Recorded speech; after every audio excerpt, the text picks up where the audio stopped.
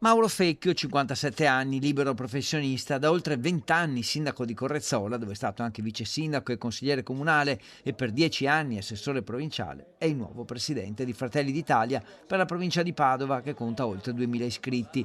Al congresso sembrava arrivassero due candidati, Fecchio e Rocco Bordin, poi quest'ultimo si è ritirato e così Fecchio ha riunito tutte le anime del partito.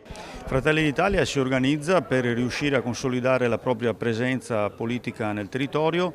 Abbiamo una fortissima presenza in regione, in provincia, abbiamo degli amministratori, abbiamo una rete di associazioni e abbiamo soprattutto il consenso di tanti militanti. Vogliamo quindi riuscire ad incidere nella realtà padovana per portare avanti le nostre idee e soprattutto per dare risposte ai cittadini. Una persona di grande cultura, una persona di grandi ideali e una persona però molto concreta con una grande esperienza di amministratore e che conosce bene il territorio. Al congresso erano presenti big come Raffaele Speranzone, Elisabetta Gardini, Filippo Giacinti. Nel 2027 la corsa per eleggere il sindaco di Padova con la candidatura, già lanciata dalla Lega, di Roberto Marcato. Cercheremo il miglior candidato possibile che sappia raccogliere tutti i voti che ci sono all'interno del recinto del centrodestra, ma abbia anche la capacità di raccogliere qualcosa al di fuori di quel recinto, perché altrimenti le possibilità di vincere si riducono al lumicino. Al momento è un'autocandidatura autorevole, una persona che comunque ha fatto il suo percorso, è stato assessore provinciale in provincia con me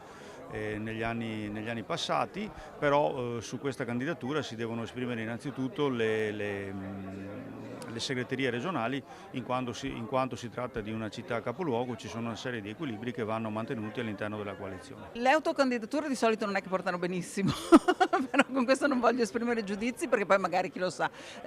Sicuramente la candidatura del centrodestra dovrà essere il frutto di un accordo tra le varie forze del centrodestra. Fratelli d'Italia poi dovrà tenere conto anche di Futuro Nazionale, il movimento fondato dal generale Roberto Vannacci. Guardi, io vedo cosa fanno i suoi deputati al Parlamento italiano, votano contro il governo perché quando c'è il voto di fiducia loro votano per mandare a casa il governo di destra. Vannacci non ho ancora capito in quale campo sta, se l'obiettivo suo è quello di spaccare il centrodestra e di permettere alla sinistra di governare l'Italia, siamo sicuri che gli italiani non cadranno in quella trappola.